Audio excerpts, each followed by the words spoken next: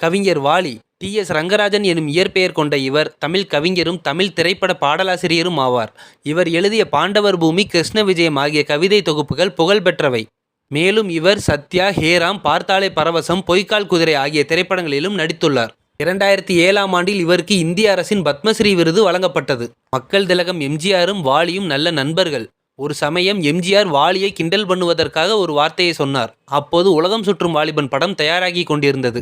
படத்தில் எல்லா பாடல்களும் கண்ணதாசன் தான் எழுதப் போகிறார் என்ற செய்தியை அறிந்த வாலி அதிர்ச்சி அடைந்து எம்.ஜி.ஆரை சந்திக்க நேரில் சென்றார். வாலியை பார்த்த எம்.ஜி.ஆர் வாலியிடம், இந்த படத்தில் எல்லா பாடல்களும் கண்ணதாசன் தான் எழுதப் போகிறார், நீங்க கிடையாதுன்னு சொன்னாராம். அதற்கு ஆச்சரியமான வாலி, கண்ணதாசனை நீங்க வச்சுக்கோங்க, எனக்கு ஒன்றும் ஆச்சரியம் இல்லை. ஆனால் நான் இல்லாம, என் பேர் இல்லாம உங்களால் உலகம் சுற்றும் வாலிபன் படத்தை எடுக்க முடியாதுன்னு சொன்னாராம். உடனே ஆச்சரியமாக பார்த்த எம்.ஜி.ஆர், அதெப்படி உங்க பேர் இல்லாமல் என் படத்தை எடுக்க முடியாதுன்னு சொல்றீங்கன்னு வேடிக்கையா கேட்க, அதற்கு வாலி, என் பெயரை நீக்கிட்டு போட்டீங்கன்னா உலகம் சுற்றும் பன்னுன்னு தான் போட முடியும் அப்படின்னு சொன்னாராம்.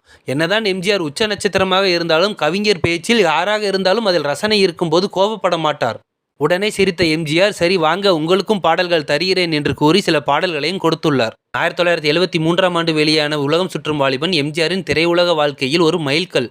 இந்த படத்தை தயாரித்து இயக்கி நடித்தவர் எம்.ஜி.ஆர். இந்த படத்துக்காக மலேசியா, சிங்கப்பூர், தாய்லாந்து, ஜப்பான் என்று வெளிநாடுகளுக்காக போய் படமாக்கியுள்ளார்.